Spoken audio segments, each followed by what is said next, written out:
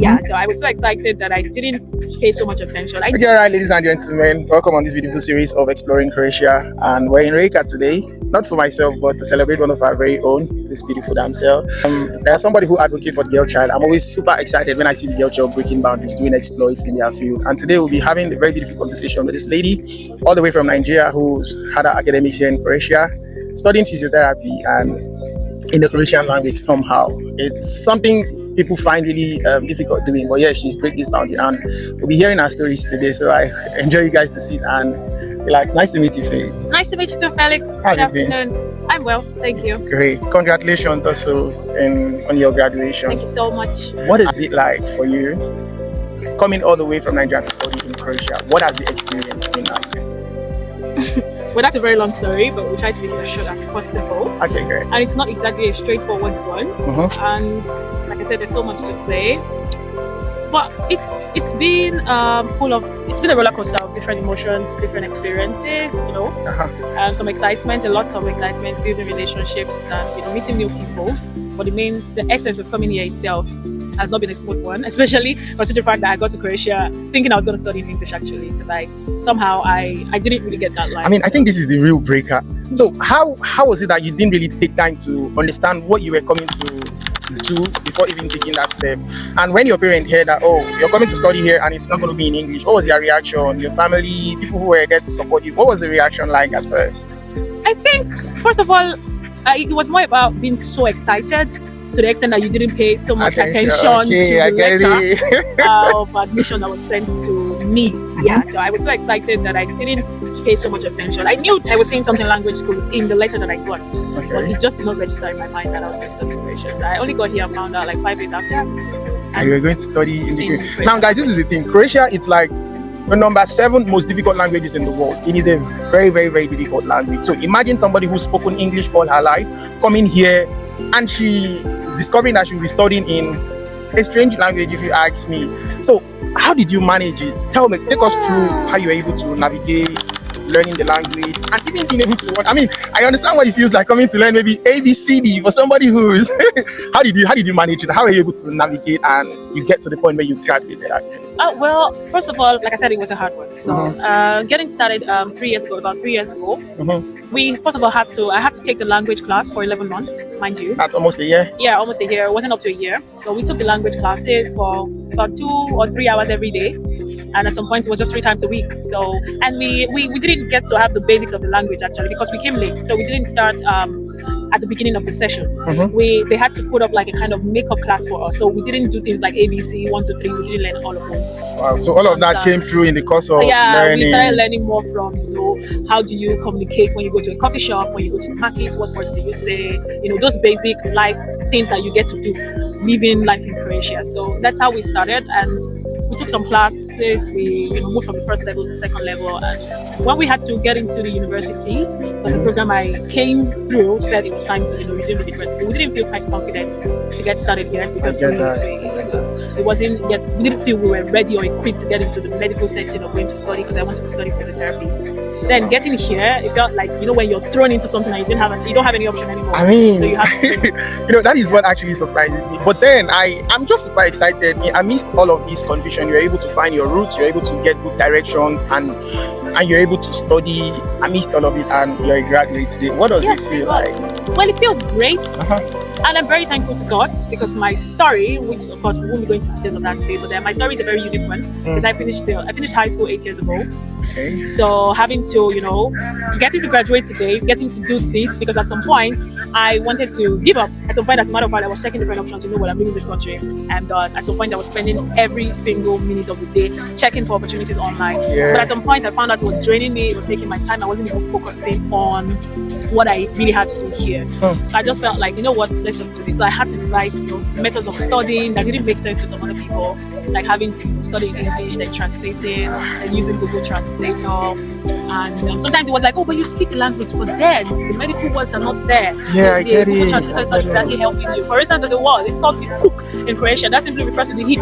But when you put it on Google Translator, it gives you cooking. A very outrageous meaning. And then imagine I'm studying a book of about 100 pages, and then I just want to, translate something, and then all of a sudden it just gives me this.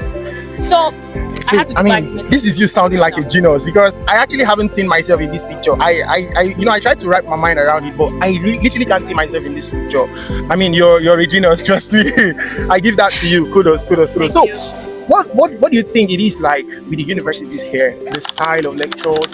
Is it something you think you can compare with Nigerian universities? Do you think you studying here has helped you in a way, has given you a better view of what the world is? Because I see in your thesis you made a research about Nigerian hospitals managing low back pain, isn't it? Yeah. So how would you say schooling here has helped to shape your mind as regards academics and comparing it to Nigeria? What is it you see? Okay, so first of all, I would say it's not perfect. Okay. Let's keep that in mind. But it has a lot of advantages than disadvantages. And I would not be able to say so much about that because I did not exactly study in the tertiary institution In back Nigeria. home. So it would be hard for me to make comparisons. If I'm making any comparison, it's just going to be based on what I've heard from other people who study in the system there. But I do know that when you take exams here, the people who take exams, who question you during your exams, they question you more like they really want to be sure that you have an understanding of the course and they really want you to pass. So literally understanding what you've learned. Yeah. So it's not more about, you have to give me the exact words on how it was in your handout. And you also have chances to take exams more than once if you didn't pass it in that same year. So if I didn't pass an exam now, I could take it again at least 2 more times, at least in my own. And this is something we don't have in our Nigerian institutions. Now, mind you, it has its advantages, it has disadvantages, because then to an extent it can make you relax. Okay. It can make you relax. I still have 1 more time, I can still study more, and eventually you find out you don't have any time. Okay. So it's for those who have been able to build a level of discipline to say that, okay, I'm going to take it again. Even if you fail, you see failure as a chance to take it again. You're not seeing it as that's the end of the world.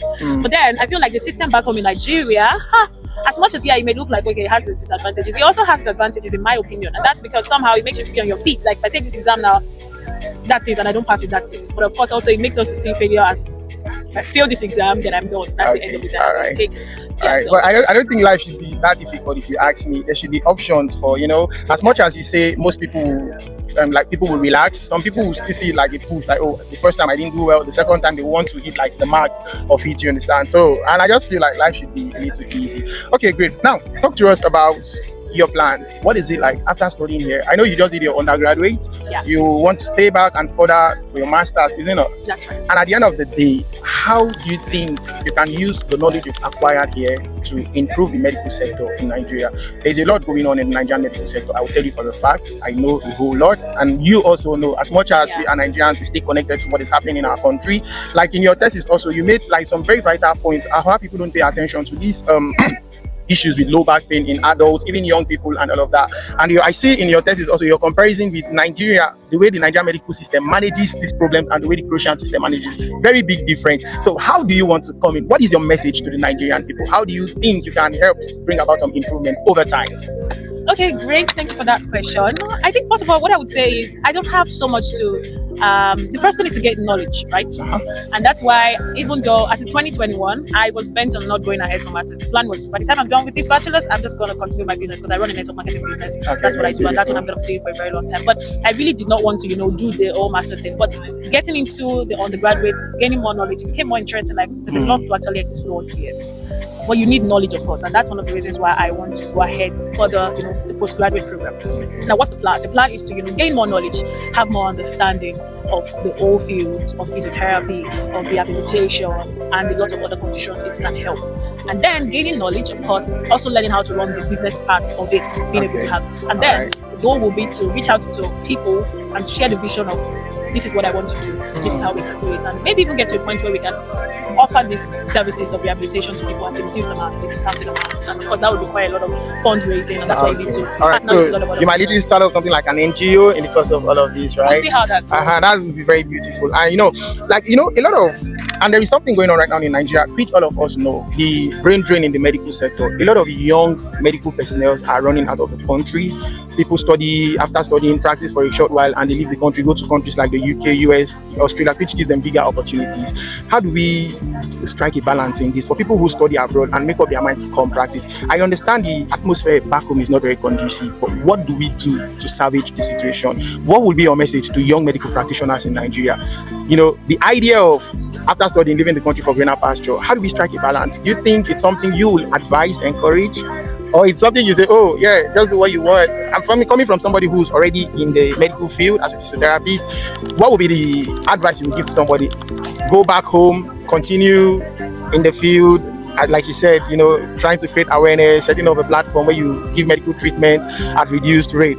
What would be the message to people in Nigeria who are already running? Because as it is, we are having a brain drain in the medical sector. What would be your advice for young medical practitioners? That's a very tricky question. I say it's tricky because we all have our preferences. Sure, that's correct. But then I think I would focus more on government and every other person who plays a part in that, getting to make sure that first of all the system is actually one that accommodates as many persons as possible, and they really can cater for themselves, and they are really getting value for the time, the efforts that they put inside their country, move out somewhere feeling like green pastures. The truth is that from my experience here, I realized that the grass is only greener where you water it. Actually, that's the fact. So people think that when they get outside the country, everything's just going to get smooth. That's not true. That's very correct. I can say that for a fact. Some people say, oh, well, I still get to earn more. You're going to work your ass off. Sorry to use that word, but it's the truth. And just how it is. The grass is only greener where you water it. Whether you leave Nigeria, you move elsewhere, it's really not a guarantee that, oh yeah, life is going to get way better. You can paint it like it looks better, but not everything actually. Again, I think at the end of the day is the fact that when you go somewhere else, you water the grass, it becomes greener, it's better, right? Unlike staying back home, you keep watching and watching and watching, it's like a wasted effort at the end of the day. So I think at this point, the best message is to call on the government to, really do more improving the welfare of healthcare practitioners and all of that. And before we round up quickly, there is an argument recently from this amazing lady who's in Italy who has said Europe will limit your ambitions. Europe is not for ambitious people. She cited points that the system tends to keep you, very reserved, very okay at your low level. I don't know if that's very correct to say, but yes, that is how she described the whole situation. For somebody who's now had education here, she made mention of people going to school in Europe and end up receiving same salary with people who are cleaners. Is that factual?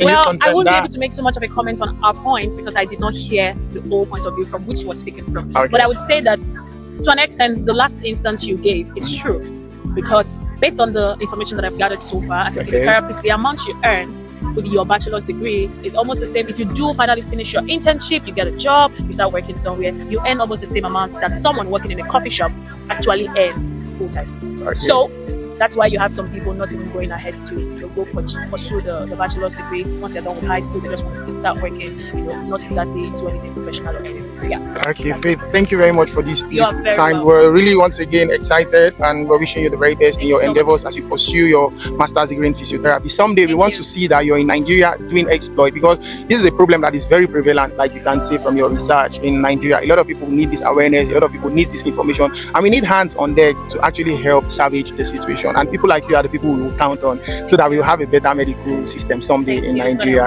All right, I hope it's a better celebration for you, and I'm wishing you the very best in your future. Thank you for speaking with us today.